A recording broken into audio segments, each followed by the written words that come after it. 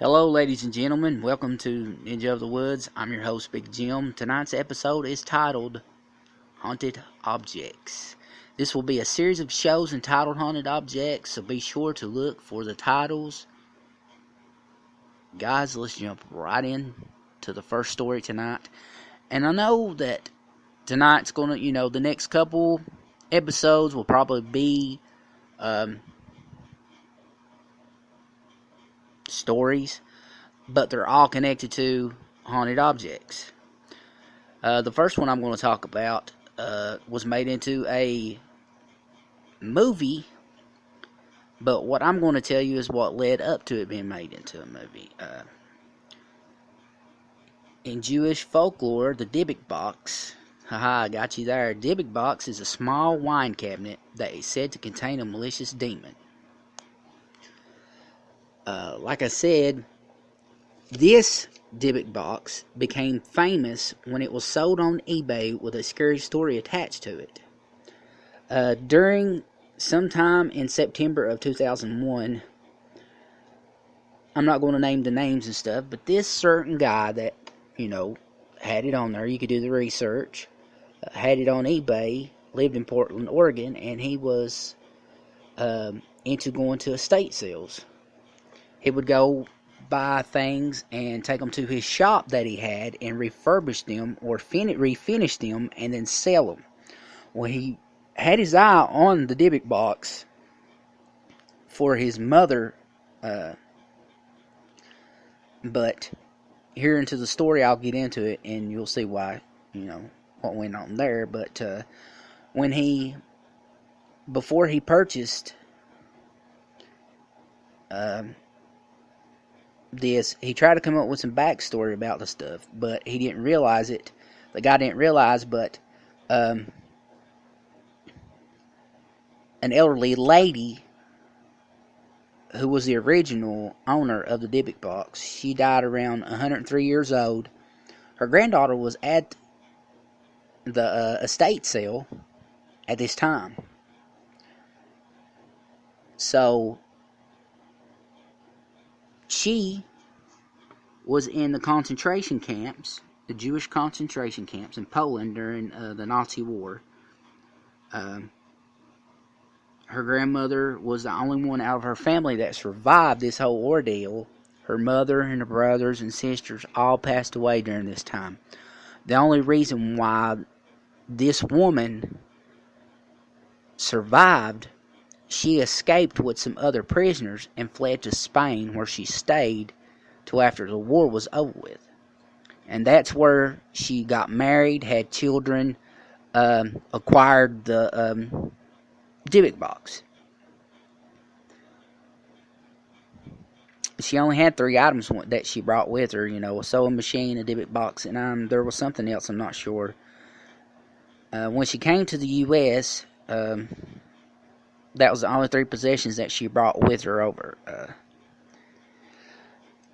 At the sale, when he had purchased the Dybbuk box, the daughter had made a comment about him opening, or about him purchasing. I'm sorry, guys. I'm having a hard time talking tonight. After he was purchased, she made the comment about, I see you purchased the Dybbuk box. Well, he wanted to open it up so she could see what was inside, and his plan was to give her the inside possessions. But she told him that when she was little, growing up, that her grandmother told her never, on any circumstance, to ever open up this box. Never told her what was in it, but told her never ever to open up. And in this elderly woman's rights for burial, she was supposed to be buried with the Dybbuk box. But the guy wanted to open it up. The woman wouldn't let him open it up. She said it was his now to do whatever he wanted to do with it. It was out of her possession.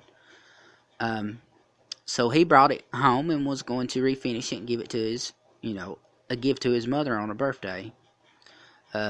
He didn't give it, he put it in the basement, didn't give it much thought after that. one day, his sales clerk comes in to work. She's a young lady. He comes upstairs, tells her that he's going out for an errand. 30 minutes later, she calls him back on his cell phone, crying and screaming hysterically that there was someone in the shop and they were swearing at her. She was hearing glass breaking.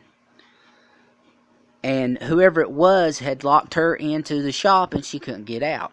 Well, the guy comes back, gets the shop open. She's in the office crying uncontrollably. He goes downstairs to where this Dybbuk box is at.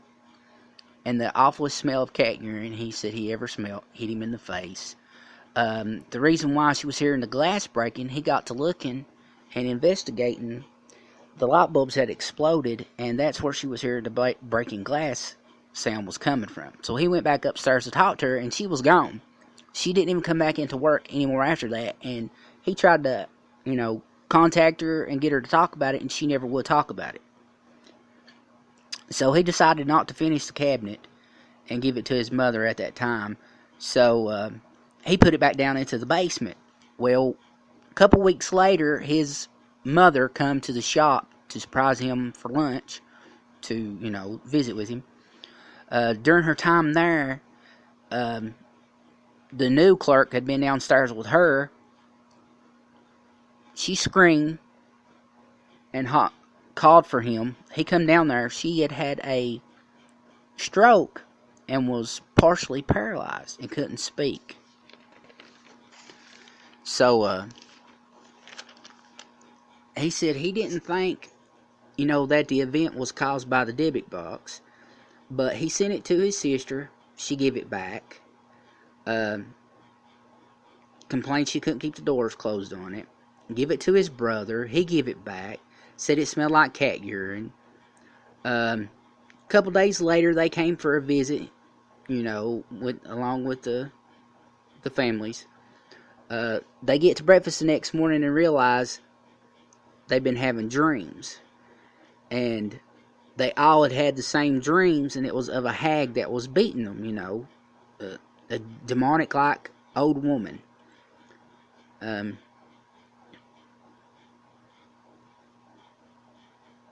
After they realized that they were all having the dreams and stuff, he decided not to sell it. He decided to keep the